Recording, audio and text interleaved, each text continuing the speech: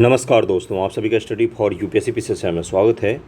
आज तारीख है 26 जुलाई 2023 ईस्वी और आज का न्यूज़पेपर डिस्कशन वीडियो है। ये वीडियो को अंत तक देखिएगा। आज काफ़ी सारे इंपॉर्टेंट टॉपिक मैं आपके लिए लेकर आया हूँ, तो आपको वो एग्जामिनेशन में बहुत मदद करेगा। मेंस एग्जामिनेशन हो और पीटी एग्जामिनेशन, दोनों में आपको मदद मिलेगा इससे।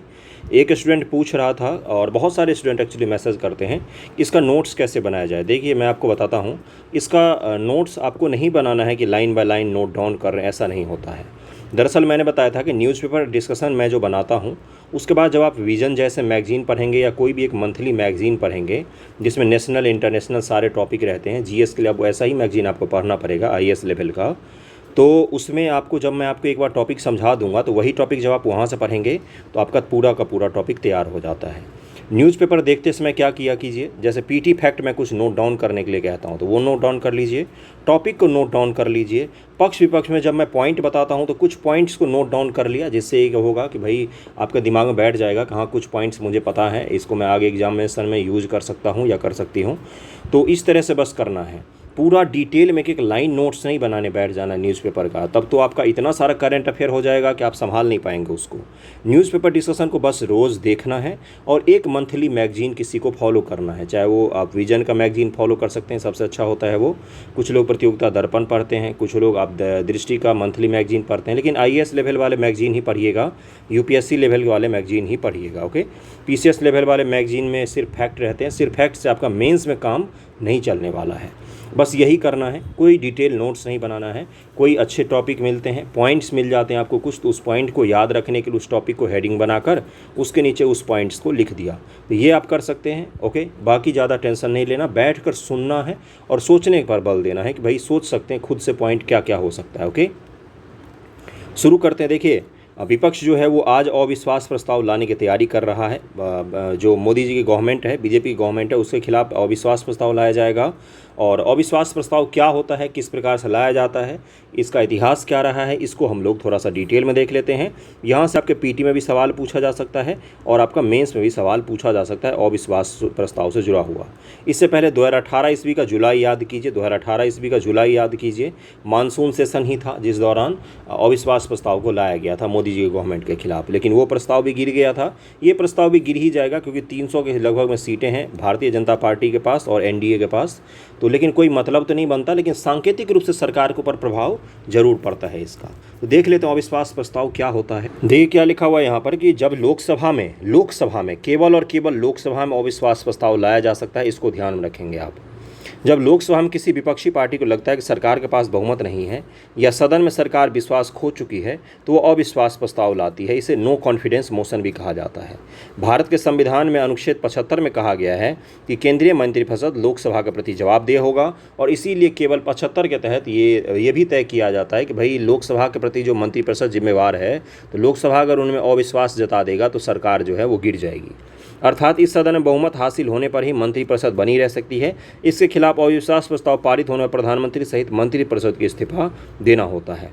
लोकसभा का प्रक्रिया तथा कार्य संचालन नियमावली 198A 198(5) के तहत मंत्रिपरिषद में अविश्वास प्रस्ताव प्रस्तुत करने की प्रक्रिया निर्धारित की गई है। अविश्वास प्रस्ताव में क्या लिखा होता है, केवल एक लाइन लिखा होता है। क्या लिखा होता है उस प्रस्ताव पर, यह सदन मंत्रिपरिषद में अविश्वास व्यक्त करता है, केवल यही लिखना होता है। और यह प्रस्ताव पहले किसके पास भेजा जाता है, लोकसभा स्पीकर के पास भेजा जाता है। अगर वो मंजूरी दे देंगे तो सदन में इसको लाया जाएगा, वो अगर मंजूरी नहीं देंगे तो सदन में इसको नहीं लाया जाएगा। तो इसको ध्यान में रखेंगे, केवल एक लाइन लिखा रहता है। नियम 198 के तहत अविश्वास प्रस्ताव लाने वाले सदस्यों के स्पीकर के बुलाने पर सदन से इसके लिए अनुमति मांगनी पड़ती है। और ये तो पता ही दिया मैंने। नियम 198 ख के तहत सुबह 10 बजे तक इस प्रस्ताव को लिखित सूचना लोकसभा महासचिव को देनी पड़ती है। इस समय के बाद मिली सूचना को अगले दिन मिली सूचना माना जाता है। 198(2) के तहत प्रत्यक्ष प्रस्ताव के पक्ष में कम से कम 50 सदस्यों का होना अनिवार्य है। देखिए, प्रस्ताव जो लाया जाएगा ना, पारित होना तो 2/3 बहुमत या सरकार से जितने बहुमत है उससे ज़्यादा लाना पड़ेगा आपको। 2/3 नहीं, मतलब सरकार के पास जितना वोट है उससे ज़्यादा आपको वोट मिल गया तो सरकार गिर जाएगी। लेकिन इस प्रस्ताव को लाने के लिए, इस प्रस्ताव के लिए कम से कम 50 प्रस्तावक होने चाहिए, 50 लोग बोलना चाहिए कि हाँ भाई ये प्रस्ताव लाना चाहिए। ओके, यदि इतने सांसद ना हो तो अध्यक्ष प्रस्ताव की अनुमति नहीं देते हैं। और अगला क्या है, अध्यक्ष अनुमति मिलने के बाद इस पर चर्चा के लिए एक या अधिक दिन या किसी दिन का भाग तय करते हैं। कौन करते हैं, तो लोकसभा का अध्यक्ष तय करते हैं। और अध्यक्ष चर्चा का अंतिम दिन मतदान के जरिए निर्णय की घोषणा करते हैं कि भाई अविश्वास प्रस्ताव पारित हुआ या नहीं पारित हुआ। देखिए अगला क्या लिखा हुआ है, लोकसभा में अविश्वास प्रस्ताव को मंजूरी मिलने के लिए कम से कम 50 सांसदों का समर्थन जरूरी होता है। इसमें वोटिंग के लिए केवल लोकसभा के सांसद ही पात्र होते हैं। राज्यसभा के सांसद वोटिंग प्रक्रिया में भाग नहीं लेते। लोकसभा के में ही लाया जाता है, लोकसभा के ही सांसद भाग लेंगे। विपक्षी दल को लोकसभा स्पीकर को इसकी लिखित सूचना देनी होती है। इसके बाद स्पीकर उस दल के किसी सांसद से इसे पेश करने के लिए कहते हैं। लोकसभा स्पीकर अविश्वास प्रस्ताव को मंजूरी दे देते हैं तो प्रस्ताव पेश करने के 10 दिनों के अंदर इस पर चर्चा जरूरी हो जाता है। ये सब लाइन आपको पता होना चाहिए। यहीं से आपसे बीपीएससी पीटी में या यूपीएससी पीटी में या आपके मेंस एग्जामिनेशन में भी ये पॉइंट लिखने को काम आएगा आपका। अब देखते हैं कि भाई इतिहास क्या रहा है इसका। इतिहास क्या रहा है, भारत के संसद में इतिहास में पहली बार 1963 में नेहरू जी के गवर्नमेंट के खिलाफ जेबी कृपलानी जो पूरे स्वतंत्रता आंदोलन उनके साथ लड़े थे, उन्होंने ही अविश्वास प्रस्ताव लाया नेहरू जी के खिलाफ। क्योंकि 62 में चाइना युद्ध को लेकर बहुत किरकिरी हुई थी सरकार की। आईबी और आर्मी ने बार बार रिपोर्ट दिए थे कि चीन आक्रमण कर सकता है, लेकिन नेहरू जी और उनके जो विदेश मंत्री थे उस समय, रक्षा मंत्री वगैरह, इन सब का विश्वास था नहीं हम तो भाई भाई हैं, हमारे ऊपर अटैक कैसे कर सकता है। तो इस कारण से जेबी कृपलानी और बहुत सारे नेता इतने नाराज हुए कि अपनी ही पार्टी के खिलाफ उन लोगों ने, जेबी कृपलानी ने अविश्वास प्रस्ताव लाया था। तब तत्कालीन प्रधानमंत्री नेहरू जी के सरकार के खिलाफ रखे गए इस प्रस्ताव के पक्ष में केवल 62 वोट पड़े और विरोध में 347 वोट पड़े थे। संसद में 26 से ज़्यादा बार अविश्वास प्रस्ताव रखे जा चुके हैं। सबसे ज़्यादा 15 बार अविश्वास प्रस्ताव इंदिरा गांधी सरकार के खिलाफ लाए गए थे। लाल बहादुर शास्त्री और नरसिंह राव के सरकार को 3 बार अविश्वास प्रस्ताव का सामना करना पड़ा। उसके बाद क्या है, अविश्वास प्रस्ताव का सामना करते हुए अब तक पहली बार 1978 में सरकार गिरी थी, जब तात्कालिक मोरारजी देसाई सरकार को मतदान में हार का सामना करना पड़ा। याद है, जनता पार्टी की सरकार जो सभी पार्टियों ने मिलकर बनाया था इंदिरा गांधी जी के खिलाफ सरकार। और क्या हुआ, वोटिंग हुई, अविश्वास प्रस्ताव लाया गया। 2 साल के अंदर जनता पार्टी उड़ गई। फिर इंदिरा गांधी जी हाथी पर सवार होकर कहाँ पहुंची थी, बिहार के एक दलित का अन्याय हुआ था, दलितों का वहाँ पर मर्डर किया गया था, उससे मिलने पहुँच गई हाथी पर चढ़ के। डायरेक्ट गाड़ी नहीं जा सकता था, तो सोचिए। उसके बाद फिर अगले चुनाव में फिर उन्होंने हरा दिया जनता पार्टी को, संयुक्त सरकार को। उसके खिलाफ केवल 2 बार यह प्रस्ताव लाया गया था मोरारजी सरकार के खिलाफ। 1969 में 79 में अविश्वास प्रस्ताव पर जरूरी बहुमत नहीं जुटा पाने के कारण तात्कालिक प्रधानमंत्री चरण सिंह ने फिर इस्तीफा दे दिया। इसके बाद 1989 में वीपी सिंह, विश्वनाथ प्रताप सिंह की राष्ट्रीय मोर्चा सरकार को अविश्वास प्रस्ताव पारित होने के बाद इस्तीफा देना पड़ा था। 93 में कांग्रेस के नरसिंह राव सरकार बहुत कम अंतर से अविश्वास प्रस्ताव को पार कर पाई। 97 में एसडी देवगौड़ा संयुक्त मोर्चे की सरकार को अविश्वास प्रस्ताव पराजय झेलना पड़ा। 98 में संयुक्त मोर्चे के आईके गुजराल सरकार को अविश्वास प्रस्ताव हारने के बाद इस्तीफा देना पड़ा। देख रहे कितनी बार लाया गया है। राजग की तरफ से अटल बिहारी वाजपेयी को 2 बार विश्वास मत प्राप्त करने की कोशिश किया, दोनों बार असफल रहे थे, वो गिर गया था उनका सरकार। 1996 में उन्हें केवल 13 दिन की सरकार चलाने के बाद मत विभाजन से पहले इस्तीफा दे दिया। 98 में उनकी सरकार केवल 1 वोट से हार गई थी, केवल 1 वोट से सरकार हार गई थी उनकी। जुलाई 2009 में अमेरिका के साथ परमाणु समझौते के विरोध में संप्रंग सरकार, जो कांग्रेस सरकार थी, मनमोहन सिंह की सरकार के खिलाफ अविश्वास प्रस्ताव लाया गया था। तब प्रधानमंत्री मनमोहन सिंह ने मामूली बहुमत से इस पर विजय पाई थी। आपको पता ही होगा, परमाणु डील के बाद जो अमेरिका के साथ हमने किया था, उसके बाद अविश्वास प्रस्ताव लाया गया था। इसमें बीजेपी और कांग्रेस साथ में रही थी और जो विपक्षी बाकी पार्टियां थी वो इनके खिलाफ हो गई थी। तो देखिए, देश का मुद्दा था, तो इसलिए कई बार इस तरह की चीज़ें आपको देखने को मिल सकती है। सबसे ज़्यादा अविश्वास प्रस्ताव पेश करने का रिकॉर्ड माकपा सांसद ज्योतिर्मय बसु के नाम है। उन्होंने, ये कहाँ पर थे, तो ये थे आपका, इन्होंने इंदिरा गांधी की सरकार के खिलाफ में 4 बार प्रस्ताव लाया था। ज्योतिर्मय बसु नाम है इनका। पूर्व प्रधानमंत्री अटल बिहारी वाजपेयी ने विपक्ष में रहते 2 बार अविश्वास प्रस्ताव पेश किया। पहला प्रस्ताव इंदिरा गांधी सरकार के खिलाफ था, दूसरा नरसिंह राव जी की सरकार के खिलाफ लाया था उन्होंने। अविश्वास प्रस्ताव और विश्वास प्रस्ताव में अंतर क्या होता है? बस कुछ नहीं अंतर होता। आपको पता ही है कि अविश्वास प्रस्ताव का मतलब होता है कि सदन का अब इस सरकार और इस मंत्रिपरिषद में विश्वास नहीं है। दरअसल में होता क्या है, कोई भी जो मंत्री होता है ये व्यक्तिगत रूप से किसके प्रति जिम्मेदार होता है? तो भारत के राष्ट्रपति, प्रेसिडेंट के प्रति जिम्मेदार होता है। और सामूहिक रूप से किसके प्रति जिम्मेदार होता है? तो लोकसभा के लिए जिम्मेदार होता है। किसी मंत्री को अगर हटाया जाता है राष्ट्रपति महोदय के द्वारा, तो क्या होगा, उस मंत्री को केवल हटाया जाएगा, बाकी सरकार पर कोई प्रभाव नहीं पड़ता है। लेकिन अगर किसी मंत्री को लोकसभा में अविश्वास प्रस्ताव लाकर उसे हटाया जाता है तो सरकार की गिरने की संभावना हो जाती है। क्यों? क्योंकि लोकसभा ने उसमें अविश्वास जता दिया है, यानी कि सरकार में अविश्वास जता दिया। ओके, क्लियर हो गया होगा ये टॉपिक आप सभी को। अगले टॉपिक पर हम लोग चलते हैं। आज काफ़ी सारे टॉपिक हैं, इसलिए वीडियो थोड़ा सा लंबा हो सकता है। देखिए क्या है, फांसी के बजाय मृत्युदंड के विकल्पों पर होगा विचार।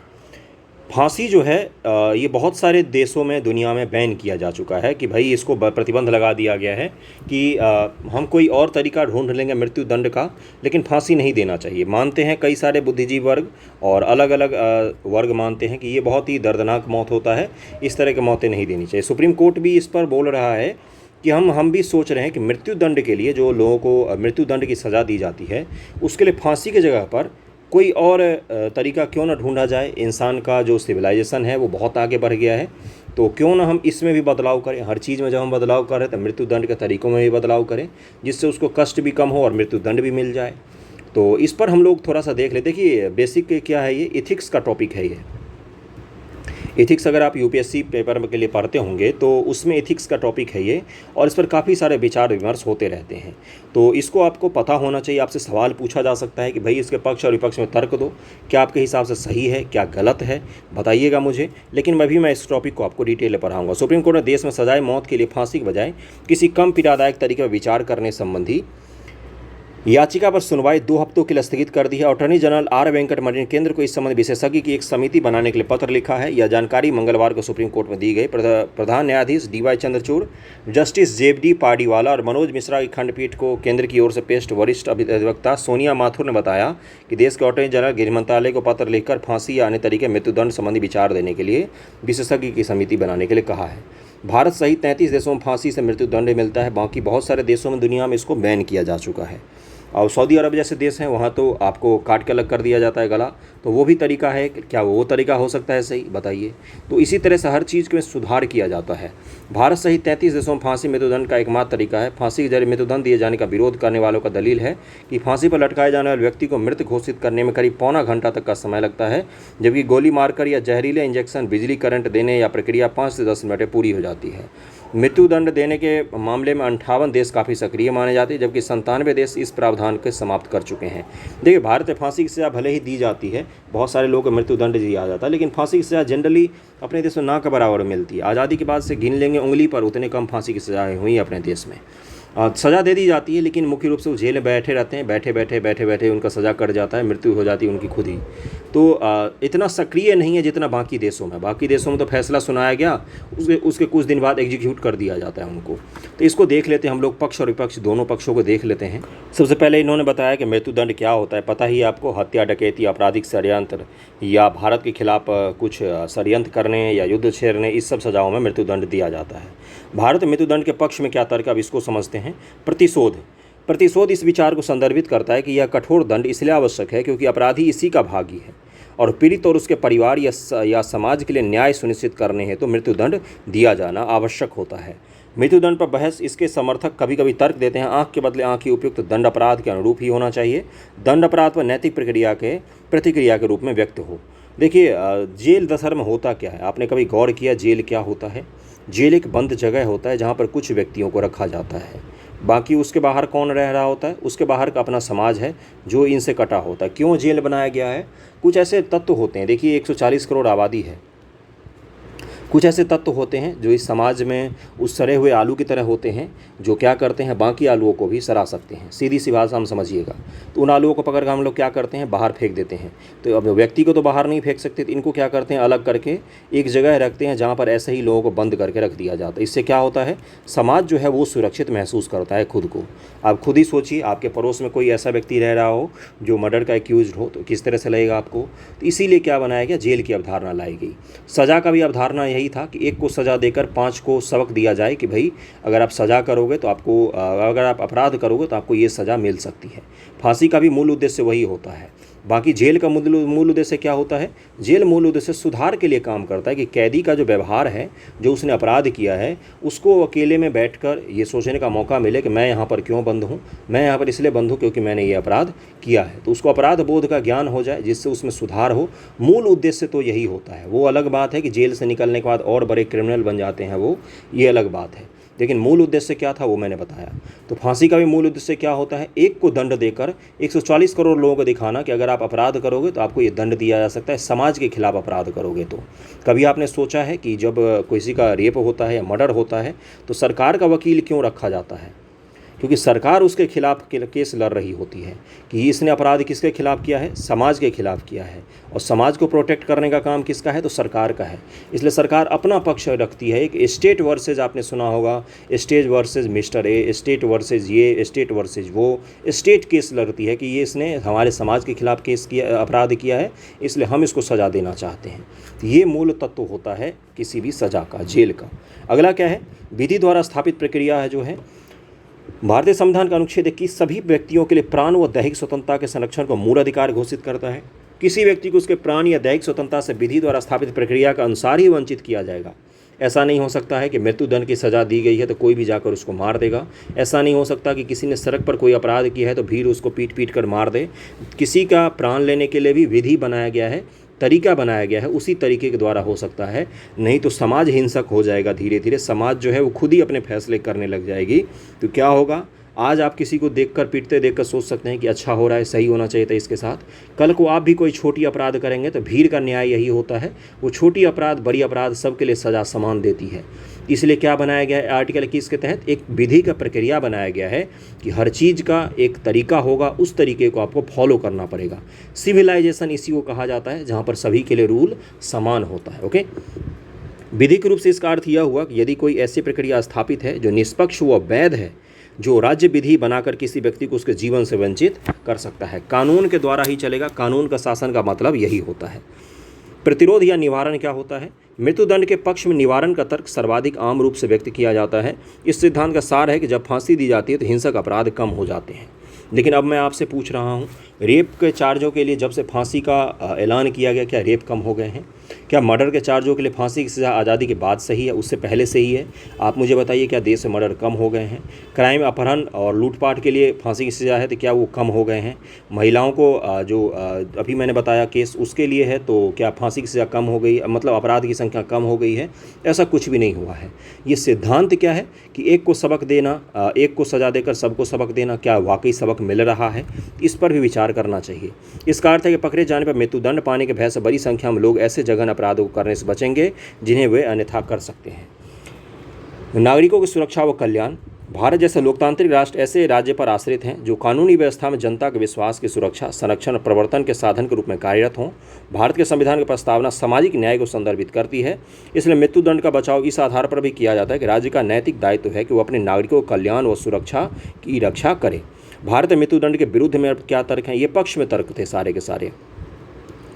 पक्ष और विपक्ष में तर्क ध्यान रखिएगा। आपसे ये पूछा जा सकता है क्या इसको हटा देना चाहिए, तो वहाँ पर आपको जज नहीं बनना है। आपको अंत में निष्कर्ष हो सकता है आप बोल दें कि ठीक है मेरे हिसाब से या आप किसी के हिसाब से, लेकिन आपको दरअसल पक्ष लिखना है, विपक्ष लिखना है, सुप्रीम कोर्ट के पक्ष लिख देने हैं, सरकार के पक्ष लिख देना है और जयराम जी की द एंड कर देना है। ओके, भारत में मृत्युदंड के विरुद्ध में क्या तर्क है?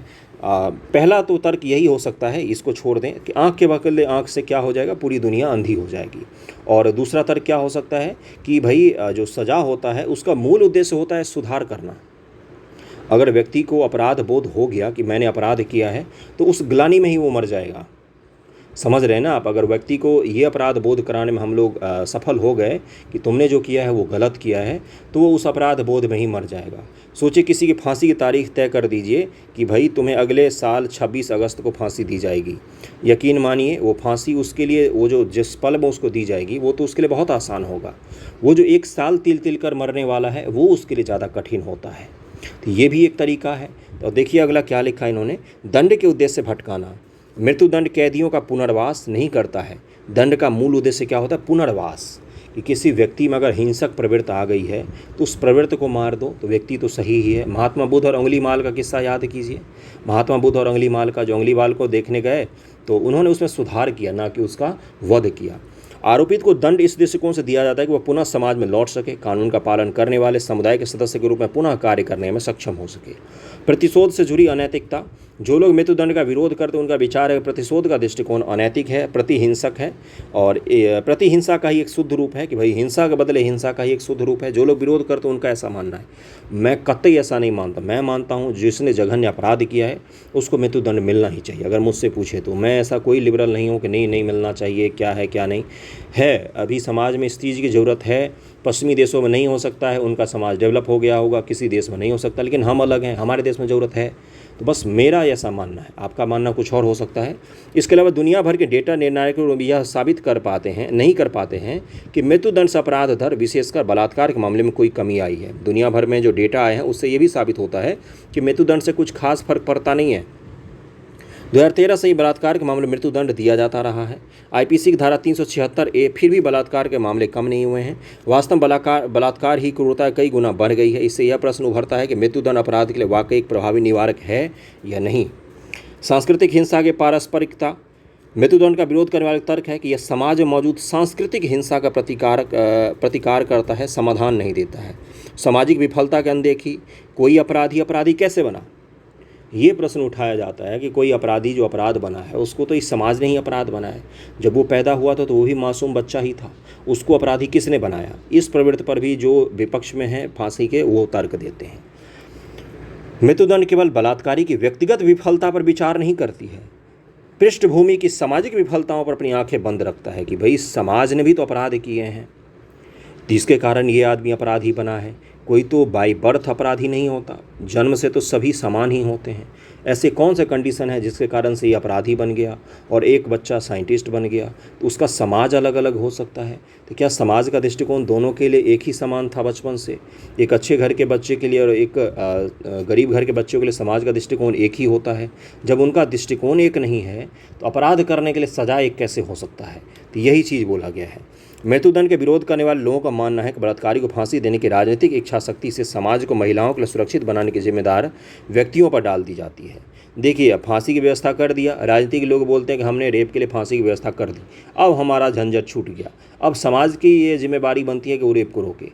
ऐसा तो नहीं है, ये तो सरकार की जिम्मेदारी बनती है, जबकि समाज को उसकी जिम्मेदारियों से मुक्त कर दिया जाता है। राष्ट्रीय आंकड़ों के अनुसार भारत में मृत्युदंड पाने वाले 74.1% कैदी व्यावसायिक एवं भूमि स्वामित्व के दृष्टिकोण से आर्थिक रूप से कमजोर वर्ग के हैं।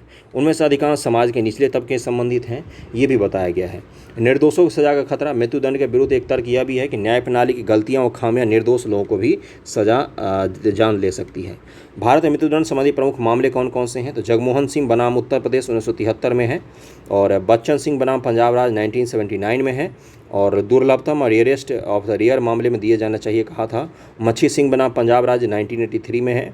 ये सब आपको पता होना चाहिए, कुछ कुछ केसों का पता होना चाहिए, बस बाकी और कुछ ज़्यादा नहीं जानना है। पक्ष विपक्ष आपको बता ही दिया है मैंने आपको, और कुछ कुछ सजाओं को ध्यान रखिएगा। धनंजय चटर्जी वाला आपको पता होगा, निर्भया केस वाले में फांसी दिया गया ये पता होगा आपको, याकूब मेनन वगैरह को फांसी दिया गया तो ये पता होगा आपको। अगले टॉपिक पर हम लोग चलते हैं। अगला टॉपिक क्या है? अगला टॉपिक जो है वो काफ़ी इंटरेस्टिंग होगा, जिन लोगों को नहीं पता होगा उनको काफ़ी इंटरेस्टिंग लगेगा। शत्रु संपत्ति क्या होता है भाई? शत्रु संपत्ति क्या होता है?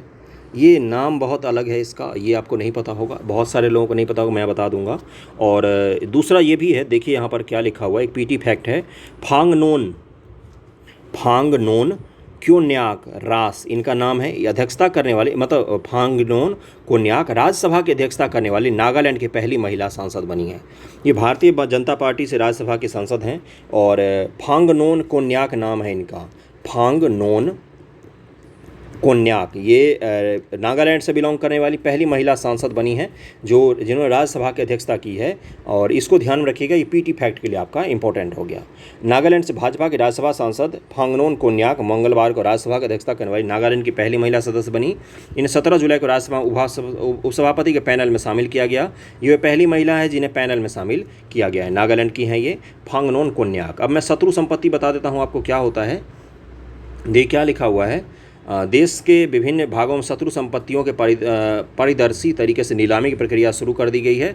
केंद्रीय गृह मंत्री अजय कुमार मिश्र ने मंगलवार को लोकसभा में एक प्रश्न में उत्तर में कहा कि भाई इसको शुरू कर दिया हमने, तो इसको मैं बताऊंगा। शत्रु संपत्ति अभी आपको डिटेल बताऊंगा। ये देखिए यहाँ पर क्या है, संसद में सरकार ने बोला है कि भारत की आबादी जो है 139 करोड़ हो गई है। शुद्ध रूप से फेंक रही है क्योंकि आंकड़े तो इनके पास है नहीं कुछ भी, फिर भी एक अंदाज़ा लगाकर सरकार ने कहा है। कई जगह यूएन की रिपोर्ट में कहा गया 142 करोड़, और प्रधानमंत्री जी कह देते हैं 140 करोड़, कोई कह रहा है 139 करोड़। तो संसद में सरकार ने कहा है, तो इस डेटा को आप थोड़ा फिर भी वेरीफाइड मान सकते हैं। हालांकि जनगणना 2021 में हो जाना चाहिए था, 2023 बीत रहा है, अभी तक जनगणना का कोई सुरसार है नहीं। केंद्र सरकार ने मंगलवार को संसद में बताया कि आज़ादी के बाद से अनुसूचित जाति और अनुसूचित जनजाति SC और ST के अलावा जाति आधारित जनगणना कभी नहीं हुई है। केंद्रीय गृह राज्य मंत्री नित्यानंद राय ने लोकसभा में एक प्रश्न के उत्तर में कहा कि जनगणना में उन जातियों और जनजातियों की जनगणना की जाती है जिन्हें अनुसूचित जाति और जनजाति के रूप में अधिसूचित किया जाए। देखिए SC ST की तो जनगणना की जाती है, बाकी OBC वगैरह की नहीं की जाती है। कुछ राजनीतिक दल और कुछ संगठनों ने आगामी जनगणना में जाति वितरण एकत्र करने का अनुरोध किया है। भारत सरकार ने आज़ादी के बाद से जनगणना में SC ST के अलावा अन्य जाति आधारित जनगणना नहीं की है। जाति आधारित जनगणना बिहार में भी शुरू किया गया था, लेकिन सुप्रीम कोर्ट ने बोला कि ये नौटंकी बंद करो, आपको अधिकार ही नहीं है जनगणना करवाने का। जाति आधारित जनगणना के नाम पर आप जनगणना करवा रहे थे। बिहार सरकार होशियार बन रही थी। मैं आपको बताता हूँ क्या हुआ था। बिहार सरकार ने जातिगत जनगणना शुरू किया, जिसमें उन्होंने गिरा कि ब्राह्मण कितने हैं देश में, राज्य में, राजपूत कितने हैं, OBC कितने हैं, SC कितने हैं और ST कितने हैं, तो बचे ही कौन। इन सभी को जोड़ दो तो आपने जनगणना करवा लिया। सुप्रीम कोर्ट ने उनको बोला कि ये नौटंकी बंद कीजिए, आप नहीं करवा सकते ऐसा, क्योंकि ये अधिकार किसका है, जनगणना किसके सूची का विषय है, तो भारत सरकार के सूची का विषय है जनगणना। ये आपको पता होगा। संसद में सरकार ने बोला है 139 करोड़ हमारी आबादी है, SC ST की जनसंख्या की गणना तो हम लोग करते हैं, बाकी गणना हम लोग नहीं करते हैं। ये PT फैक्ट हो गया आपका। अब मैं आपको शत्रु संपत्ति समझा देता हूँ क्या होता है। वीडियो पसंद आ रहा हो तो लाइक ज़रूर कीजिएगा, वीडियो को शेयर कर दिया कीजिए जहाँ भी संभव होता है। देखते हैं शत्रु संपत्ति के बारे में क्या है न्यूज़। देखिए एक बार। केंद्रीय गृह मंत्री की अध्यक्षता में मंत्रियों के समूह ग्रुप ऑफ मिनिस्टर्स द्वारा 9400 से अधिक शत्रु संपत्ति का निपटान किया जाएगा। लाखों करोड़ों से ज़्यादा का शत्रु संपत्ति अपने देश में विद्यमान है। शत्रु संपत्ति होता क्या है, ध्यानपूर्वक सुनिएगा, आपको समझ में आ जाएगा। बहुत आसान है। शत्रु संपत्ति एनिमी प्रॉपर्टी एक्ट के तहत भारत में शत्रु संपत्ति के कस्टोडियम संरक्षक के अंतर्गत अचल संपत्ति के निपटान के लिए वरिष्ठ अधिकारी की अध्यक्षता में 2 समितियों को अधिसूचित किया गया है। गृह मंत्रालय, आर्थिक मामलों का विभाग, व्यय विभाग, सार्वजनिक उद्यम विभाग, कानूनी मामलों का विभाग, कॉर्पोरेट मामलों के मंत्रालय के प्रतिनिधि, अन्य लोगों के साथ अंतर मंत्रालय समूह के सदस्य इन समितियों में शामिल होंगे। इतने सारे मंत्रालय मिलकर किस काम को कर रहे हैं, तो शत्रु संपत्ति को बेचने का काम कर रहे हैं। गृह मंत्रालय में दी गई जानकारी के अनुसार 2 जनवरी 2018 तक भारत में कुल 9280 शत्रु संपत्तियां पाकिस्तानी नागरिकों की, ऐसे लोग जो पाकिस्तान के नागरिक थे और वो चले गए और उनकी संपत्ति है भारत में, उसको क्या कहा है, शत्रु संपत्ति। और चीनी 126 चीनी नागरिकों की थी। सरकार के अनुसार इन संपत्तियों की अनुमानित लागत 1 लाख करोड़ रुपए है और इसी को सरकार क्या करी, बेच के पैसा जुटाएगी। पाकिस्तानी नागरिकों द्वारा छोड़ी गई 9280 संपत्तियों में सर्वाधिक उत्तर प्रदेश में 4991, इसके बाद पश्चिम बंगाल में 2735 और दिल्ली में 487 ऐसे संपत्ति हैं जो शत्रु संपत्ति के तहत आते हैं, पाकिस्तानी लोगों के द्वारा छोड़े गए हैं।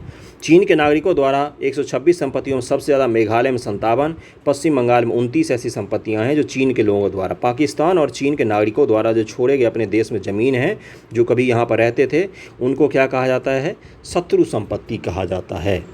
ये चीज़ क्लियर हो गया होगा। देखिए क्या लिखा हुआ है।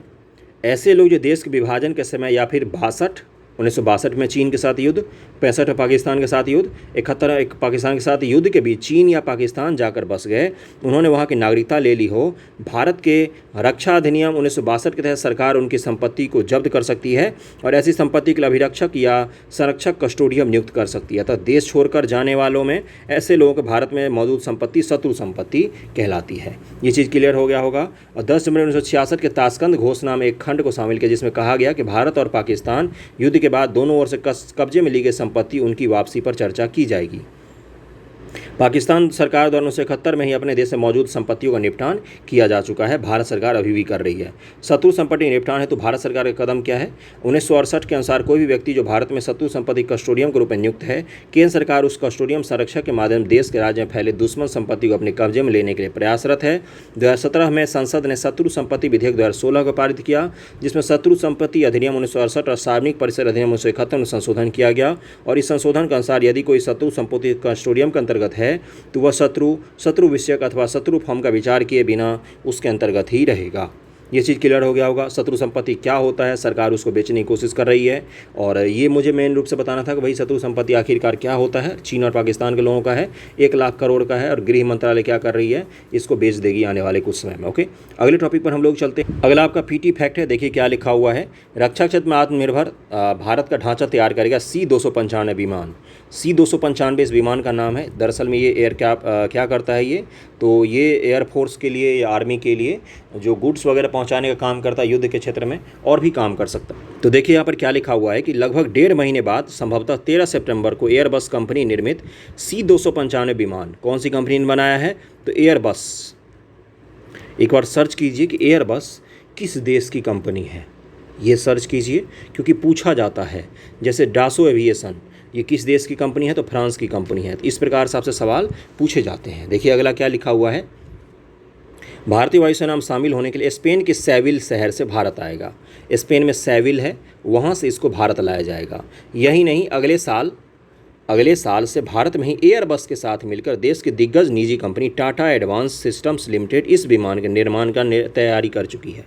देखिए अभी तो विमान हम कहाँ से लाएंगे, स्पेन से लाएंगे, लेकिन अगले साल से टाटा इस एयरबस के साथ मिलकर भारत में ही इस विमान को बनाएगी। सच्चाई यह है कि उस विमान के साथ आत्मनिर्भर भारत का सोच सही मायने में उड़ान भरेगा। बहुत सही बात है। तो ये आपको बस इतना पता होना चाहिए, सेविल प्लांट से लाया जा रहा है एयरबस का विमान को, और C-295 इस विमान का नाम है, और एयरबस से हमने इसको ख़रीदा है।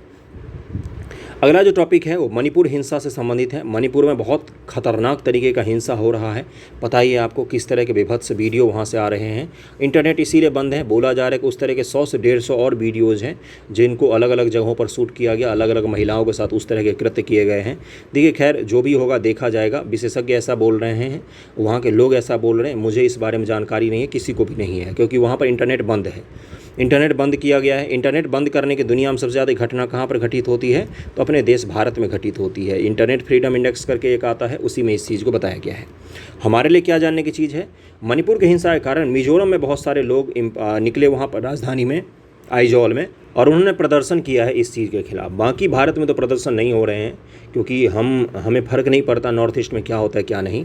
दिल्ली, कलकत्ता, हैदराबाद और मुंबई, इनमें कोई घटना होती तो हम प्रदर्शन कर सकते हैं। उधर की घटनाओं का हम पर कोई असर होता ही नहीं, इसलिए हमारे यहाँ तो प्रदर्शन नहीं हो रहे हैं। लेकिन देखिए पूरा ये मिजोरम है, मिजोरम का आइजॉल शहर है, आपको इसमें कहीं चलने की जगह नहीं दिख रही होगी, इस तरह का प्रदर्शन हो रहा है।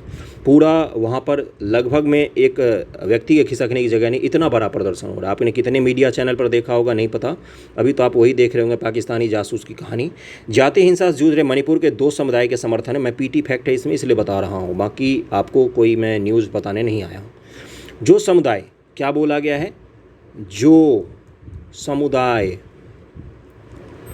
समुदाय क्या होता है, यही बोला गया, यही PT फैक्ट आपसे पूछा जाए। जो समुदाय ओके के समर्थन में मिजोरम में 2000 लोगों ने मंगलवार को जोरदार प्रदर्शन किया। मुख्यमंत्री जोरामथांगा, मंत्री एवं राज्यों के विभिन्न दलों के विधायकों ने इसमें हिस्सा लिया। प्रदर्शन के दौरान लोगों ने पड़ोसी राज्य में हिंसा की निंदा करने वाले पोस्टर थाम रखे थे। और इसमें देखिए मुख्य रूप से आपके लिए फैक्ट है, इसलिए बता रहा हूँ। मिजोरम में मिजो समुदाय के लोग, नोट डाउन करना शुरू कीजिए, मिजोरम में जो लोग रहते हैं। मणिपुर के कुकी, बांग्लादेश के चटगांव पहाड़ी इलाकों के कुकी चिन, बांग्लादेश के चटगांव, याद कीजिए चटगांव विद्रोह मास्टर सूर्यसेन, वही चटगांव का इलाका बांग्लादेश का। कुकी चिन नाम है इनका, ये चटगांव के इलाकों में रहते कुकी चिन। और म्यांमार के चिन समुदाय, मिजो, कुकी चिन और म्यांमार के चिन समुदाय, मिजो, कुकी चिन और चिन समुदाय म्यांमार के। कुकी चिन कहाँ पर रहते हैं, बांग्लादेश में। कुकी अपने रहते हैं मणिपुर में। मिजोरम मिजो लोग रहते हैं। इन सभी को क्या कहा जाता है, और इन समूह को क्या कहा जाता है, जातीय संबंध, और इन्हीं सामूहिक रूप से जो कहा जाता है। इन सभी को मिलाकर क्या कहा जाता है, जो कहा जाता है, जो समुदाय। अब आपको पता चला मैं क्या समझाना चाह रहा था। जो समुदाय में कौन कौन शामिल हैं, तो मिजो लोग शामिल हैं, कुकी शामिल हैं, कुकी हो गए अपने मणिपुर के, कुकी चिन हो गए, ये चटगांव के इलाके के हैं, और चिन समुदाय हो गया, ये म्यांमार के हैं। ये सभी मिलाकर क्या बनाते हैं, जो समुदाय का निर्माण करते हैं, जो समुदाय। ये चीज़ क्लियर हो गया। ये आपके PT फैक्ट से जुड़ा हुआ था, और इसी को मुझे बताना था कि जो समुदाय क्या होता है। ये लोग प्रदर्शन कर रहे हैं, थोड़ी सी संवेदनशीलता तो रखनी ही चाहिए, कौन कौन सी स्थिति से वहाँ के लोग गुजर रहे हैं। अगले टॉपिक पर हम लोग चलते हैं। अगला टॉपिक पर आपका बिहार स्पेशल संबंधित है। बिहार में खेलों को बढ़ावा देने के लिए बन रही स्पोर्ट्स यूनिवर्सिटी और एकेडमी, इससे जुड़ा हुआ है। 21 जुलाई 2023 को मीडिया से मिली जानकारी के अनुसार बिहार में खेल संस्कृति को विकसित करने के लिए राज्य सरकार द्वारा कई स्तरों पर काम किया जा रहा है। इसके लिए राज्य में खेल विश्वविद्यालय और खेल अकादमी स्थापित करने की प्रक्रिया चल रही है। प्रमुख बिंदु क्या है? इसके अलावा पद वर्ग स्वीकृति प्रशासनीय निकाय द्वारा इस खेल के विश्वविद्यालयों के लिए 31 और खेल अकादमी के लिए 81 पदों की स्वीकृति भी दे दी गई है। देखिए, खेल का यूनिवर्सिटी शुरू कर रही है बिहार सरकार। कुछ अच्छे यूनिवर्सिटी, इंजीनियरिंग यूनिवर्सिटी शुरू कर रही है। तो यूनिवर्सिटी और शिक्षा और इंफ्रास्ट्रक्चर वगैरह पर काफ़ी ज़्यादा बल दे रही है। शिक्षा सचिव एक बने हैं बिहार में, के पाठक नाम है उनका। जब से वो बने हैं बहुत ज़्यादा कड़ाई कर दिया उन्होंने शिक्षा व्यवस्था को लेकर। आप सर्च कीजिएगा के पाठक, देखिएगा मंत्री के साथ उनके कितने ज़्यादा विवाद हो रहे हैं आजकल। राज्य का पहला खेल विश्वविद्यालय वो खेल अकादमी दोनों नालंदा जिले के राजगीर में स्थापित होना है, ये आपको पता होना चाहिए। पीटी फैक्ट हो गया। राज्य का पहला खेल विश्वविद्यालय और खेल एकेडमी, स्पोर्ट एकेडमी। देखिए, एकेडमी अलग होता है, स्पोर्ट एकेडमी आपने सुना होगा। स्पोर्ट एकेडमी एक दिल्ली में भी है, आपका दिल्ली हरियाणा में है, यहीं बगल में ही है। और आपका एक है, आपका स्पोर्ट यूनिवर्सिटी बना रही है। दोनों कहाँ पर होगा? तो ये राजगीर जिले में स्थापित, राजगीर में होगा। जिला तो नालंदा हो गया, राजगीर में स्थापित होगा। यह दोनों संस्थान राजगीर में बन रहे अंतर्राष्ट्रीय क्रिकेट स्टेडियम परिसर में ही स्थापित किए जाएंगे। अब अंतर्राष्ट्रीय क्रिकेट स्टेडियम कहाँ पर बन रहा है? तो राजगीर बन रहा है। इसी के परिसर में खेल यूनिवर्सिटी और खेल एकेडमी दोनों होगा। अगला देखिए क्या लिखा हुआ है। गुजरात, पंजाब, असम, तमिलनाडु, राजस्थान के बाद खेल विश्वविद्यालय स्थापित करने वाला बिहार छठा राज्य बन जाएगा। इससे पहले 5 और राज्यों में खेल यूनिवर्सिटी ऑलरेडी बना हुआ, स्पोर्ट यूनिवर्सिटी बना हुआ है। इसके लिए बिहार खेल विश्वविद्यालय विधेयक 2021 विधानमंडल से पास किया गया था। इससे विश्वविद्यालय के कुलपति का चयन खेल प्रशासन, खेल प्रबंधन के अनुभव के साथ साथ अंतर्राष्ट्रीय स्तर के खिलाड़ियों में से किया जाएगा। वहीं इस विश्वविद्यालय के पदेन कुलपति मुख्यमंत्री होंगे, कुलाधिपति। देखिए, कुलपति तो चयन किया जाएगा, कुलाधिपति कौन होंगे? तो वो होंगे मुख्यमंत्री महोदय। नालंदा जिला में बने रहे इस खेल विश्वविद्यालय में खेल से संबंधित डिप्लोमा से लेकर पोस्ट ग्रेजुएट तक की पढ़ाई की योजना है। प्रारंभिक चरण में शारीरिक शिक्षा, स्पोर्ट फिजिक्स, खेल प्रशिक्षण, स्पोर्ट मीडिया, खेल प्रबंधन, खेल प्रशासन संबंधी विषयों की पढ़ाई होगी। पढ़ाया जाएगा स्पोर्ट संबंधी चीज़ों के लिए। स्पोर्ट का बहुत बड़ा क्षेत्र है, पैसा से लेकर नाम फेम सब कुछ है उसमें, उसको पढ़ाया जाएगा वहाँ पर। बहुत ही अच्छा चीज़ शुरू किया है। इस विश्वविद्यालय का मुख्यालय कहाँ पर होगा? राजगीर में। राजगीर का राज्य खेल अकादमी भी इसका हिस्सा होगा। विश्वविद्यालय संबंधित सभी कॉलेज में महिलाओं के लिए 33% सीटों पर आरक्षण का भी प्रावधान किया गया है। खेल विश्वविद्यालय खुल जाने से बिहार में न सिर्फ खेलों को बढ़ावा मिलेगा बल्कि बहुत सारे रोजगार वगैरह का भी सृजन होगा, ये आपको पता होना चाहिए। अगला क्या लिखा है? विदित है कि पर्यटक नगरी राजगीर से महज 5 किलोमीटर की दूरी पिलखी पंचायत के थेरा गांव में ठेरा हिंदपुर मौजा के पास 90.765 एकड़ में अंतर्राष्ट्रीय क्रिकेट स्टेडियम सह स्पोर्ट एकेडमी का निर्माण हो रहा है। अब आप मुझे मत बोलिएगा कि कहाँ पर हो रहा है, उस लोकल का जगह नहीं बताया, पिन कोड बस बाकी है, वो खुद से सर्च कर लीजिएगा, बाकी सब बता दिया है। ठेरा हिंदपुर मौजा के पास 90.765 एकड़ में अंतर्राष्ट्रीय क्रिकेट स्टेडियम का निर्माण राजगीर में किया जा रहा है। पिलखी पंचायत थेरा। ओके, इस अंतर्राष्ट्रीय स्टेडियम के बन जाने के बाद यहाँ पर बहुत सारा अच्छा सब कुछ हो जाएगा। बहुत अच्छा, बहुत अच्छी बात है। चलिए, सब खत्म हो गया। बिहार खेल वाला भी मैंने बता दिया, बिहार स्पेशल बता दिया, सब बता दिया है। वीडियो द एंड होता है। कैसा लगा ज़रूर बताइएगा। थैंक यू सो मच आप सभी का।